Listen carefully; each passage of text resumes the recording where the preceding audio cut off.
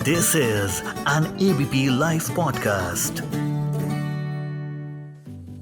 अक्सर समय समय पर ना हम देखते सुनते रहते हैं कि कोई भी आदमी स्टेज पर चमत्कार दिखाने लगता है, लोग अंधविश्वास में पड़ जाते हैं, कुछ ने पाखंडी और ढोंगी कहने लगते हैं, स्टिल वो हमारे समक्ष ही रहते हैं। तो क्या ये कानून के खिलाफ है? Anti superstition and black magic act क्या कहता है? चलिए बात करते हैं आज इसी पे।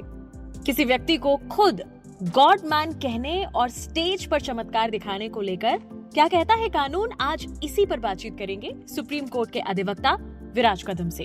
हेलो, मैं मानसी हूँ आपके साथ एबीपी लाइव पॉडकास्ट पर लेकर के एफआईआई, जहां मेरे साथ जुड़ चुके हैं सुप्रीम कोर्ट के advocate Viraj Kadam. Welcome to ABP live podcast. सबसे पहला सवाल मैं लेना चाहूंगी वो यही कि कानून की निगाह में सुपरस्टिशन और ब्लैक मैजिक क्या है? देखिए, कानून में कोई ऐसा प्रावधान नहीं है जहाँ पे सुपरस्टिशन और ब्लैक मैजिक डिफाइन किया हुआ है। जी जी। Superstition starts the day we are born. Mummy जो काला टीका लगाती है, दैट इज सुपरस्टिशन। क्या हम सारे मम्मियों को, नानियों को जेल में डालेंगे? सुपरस्टिशन बोलते हैं। जी जी। तो सुपरस्टिशन और ब्लैक मैजिक जब तक कानून में कोई गुनाह नहीं करता तब तक उसे सुपरस्टिशन और ब्लैक मैजिक नहीं कह सकते ना। You can not define superstition. कोई लोग बोलते हैं मैं काला कपड़ा नहीं पहनता, that is their own belief. Yes, that person may be superstitious, but as long as that superstition is not hurting anyone or causing harm to anyone, you cannot call it as actionable offense. जी। उसके खिलाफ कानून में हम कोई सख्त कदम नहीं उठा सकते। जी। Anti superstition and black magic act, इसके बारे में बात करना चाहेंगे। ये क्या है, भारत में कहाँ है? एंटी सुपरस्टिशन एक्ट जो है ये सेंट्रल एक्ट तो है नहीं जी। कुछ स्टेट्स ने ऐसे एक्ट बनाए हैं जो स्टेट लेजिस्लेचर है, जो उस पर्टिकुलर स्टेट में ऑपरेशनल है, जैसे कि बिहार हो गया, महाराष्ट्र, कर्नाटका, केरला, छत्तीसगढ़, झारखंड, आसाम, राजस्थान। इन जगहों पे ऐसे लॉज बनाए गए हैं जी। लेकिन वो उतने सक्सेसफुल है नहीं जितने होने चाहिए थे या हो सकते हैं, क्योंकि उन लॉज की भी एक मर्यादा है, उसके आगे वो नहीं जा सकते। ओके, तो क्या कमियां हैं उन लॉज में, अगर आप बता सकें? देखिए, कमी सुपरस्टिशन और ब्लैक मैजिक बहुत ही कंट्रोवर्शियल सब्जेक्ट है जी। और इससे रिलीजियस सेंटिमेंट जुड़े हुए हैं जी। और जहां रिलीजियस सेंटिमेंट्स जुड़ जाते हैं उसको कानून के प्रावधान में लाना बहुत मुश्किल होता है। जी। जैसे कि अगर एक पर्टिकुलर कम्युनिटी है, एक पर्टिकुलर रिलीजन, एक पर्टिकुलर ट्राइब, वहां पे एनिमल सैक्रिफाइस किसी भगवान के लिए कॉमन है जी। लेकिन अगर आप उसको कानून में लाके प्रोहिबिट कर दोगे तो वहां कॉन्फ्लिक्ट जरूर हो। यस। तो सैक्रिफाइस, जहां तक मेरी कानूनी जानकारी है, only the human sacrifice is a punishable offence. जी। फिर वो तो आईपीसी सेक्शन लग जाता है 302। जी जी। Otherwise there is no as such law which prohibits animal sacrifice. बनाने की कोशिश हुई, उसको अपोज भी हुआ, बहुत सारी चीजें हुई, फिर वो एंडलेस कंट्रोवर्सी और एंडलेस डिस्कशन और डिबेट हो जाता है। वो फिर उसको रिलीजियस कलर मिल जाता है और इंडिया में तो जिस तरीके से पॉलिटिशियंस और ये सब काम होता है फिर वो एक रिलीजियस इश्यू बन जाता है, तो आउट ऑफ कंट्रोल हो जाता है सब। जी बिल्कुल। क्या यही वजह है कि पूरे इंडिया में नहीं है ये लॉ?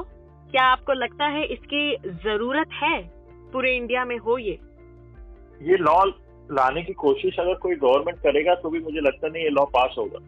ओके। मतलब एनिमल सैक्रिफाइस, फिर तो इंडिया में बकरी ईद बंद होनी चाहिए। सिर्फ बकरी ईद क्यों, ऐसे बहुत सारे मंदिर हैं जी जहाँ पर होता है, जहाँ पे ये सैक्रिफाइस होता है। आप कहाँ किस किस रिलीजन को, किस किस कम्युनिटी को, ट्राइब को रोकोगे? तो कैसे रोको? जी जी। इसकी जरूरत फिर कब पड़ी? जरूरत जहाँ ह्यूमन लाइफ सैक्रिफाइस होने लगी है, या कुछ ब्लैक मैजिक से कुछ लोग, there is a black magic, you know, we can not deny that. There are people who practice this. And when they start harming the other human beings, there the problem starts. जी. और वहां पे फिर उसको regularise करना, control करना बहुत जरूरी होता है. और वही है फाउंडेशन. ब्लैक मैजिक, सैक्रिफाइस, ये प्री इंडिपेंडेंस से चला आ रहा है. ये ऐसे नहीं है कि ये इंडिपेंडेंट भारत की खोज है. It is there since ancient time. Time immemorial. Superstition, sacrifice, it's all there. ये हमारे फोकलोर में है. कहाँ से आप उसको डिनाई कर पाओगे? जी. हम बात कर रहे हैं कि किसी व्यक्ति का भी इस तरह से पेश आना, खुद को इस तरह से कहना, और लोग उनकी बातों में आ रहे हैं, तो क्या यहाँ पर एंटी सुपरस्टिशन एक्ट लगता है या नहीं लगता? ये तहत में आता है या नहीं आता? मैं नाम नहीं लूंगा. ऐसे कितने जन आए हैं जो स्टेज पे हाथ घुमा के सोने की चैन निकालते हैं, भक्तों को देते हैं. ऐसे वीडियोस कितने वायरल हैं. बड़े बड़े नाम हैं, बड़े बड़े सुपरस्टार क्रिकेटर उनके भक्त हैं. जी. ये बहुत, कह रहा हूँ ना, ये बहुत कंट्रोवर्शियल सब्जेक्ट हो जाता है. जहाँ वो आदमी फिर वो भक्ति का हो जाता है ना एंगल. जी. जहाँ तक वो आदमी किसी को हार्म नहीं कर रहा है, फिजिकल, फाइनेंशियल, और जिसको हार्म हुआ है, जहां तक वो रिपोर्ट नहीं करता, तब तक वो एक एक्शनेबल ऑफेंस नहीं बन सकता.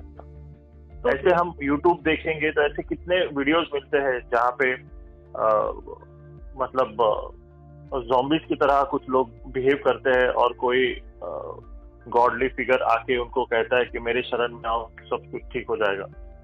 और फिर वो कुछ अपने चमत्कार दिखाते हैं. It's all dramatic.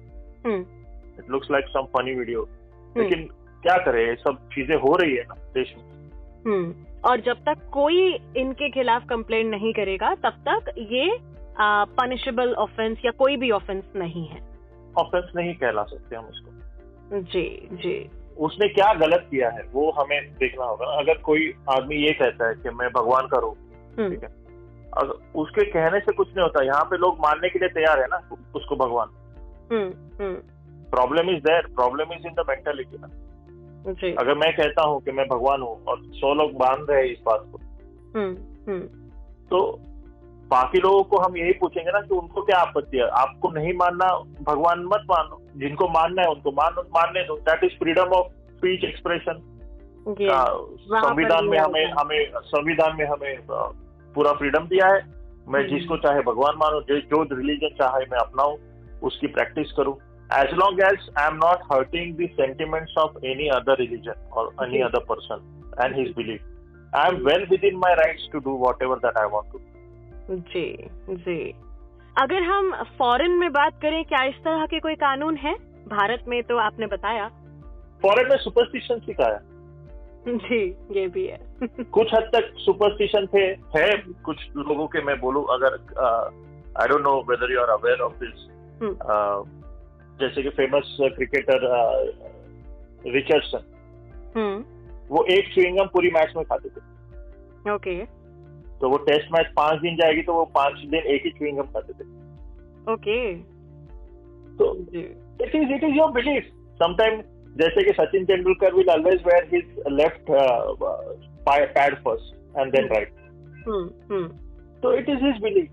ऐसे नहीं है कि इसका मतलब सचिन तेंदुलकर ने आज तक 100 मैच खेले, उससे ज्यादा खेले. 100 में से 100 मैच में उसने मेरे ख्याल से लेफ्ट पैड पहले ही पहना होगा, लेकिन सेंचुरी सारी मैच में तो नहीं मार पाया.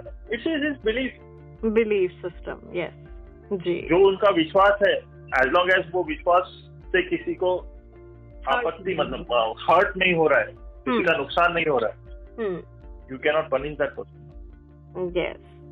तो भारत को आप कहाँ देखते हैं, कैसे देखते हैं when it comes to anti-superstition and black magic legislation? हमें थोड़ा एजुकेट होना जरूरी है.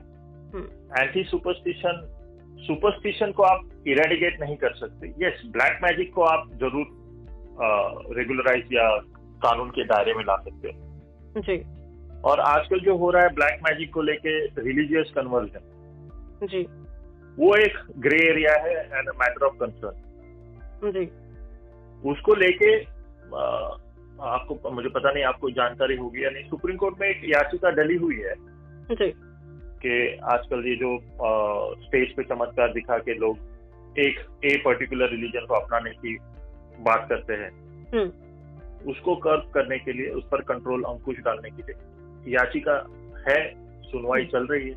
Let's see what is the outcome. जी आज जो मुद्दा court is seized of the matter, let's C.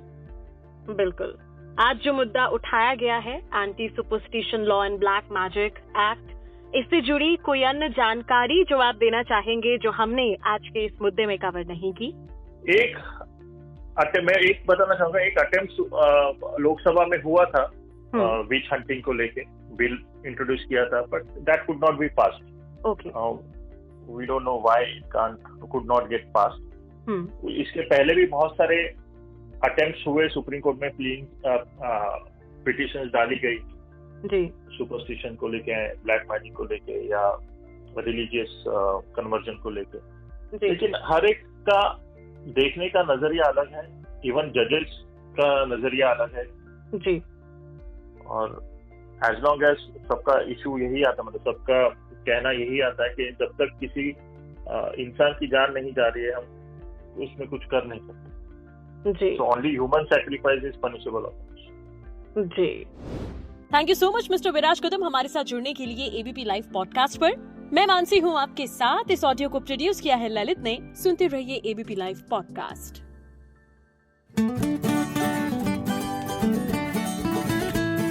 This is an ABP Life podcast.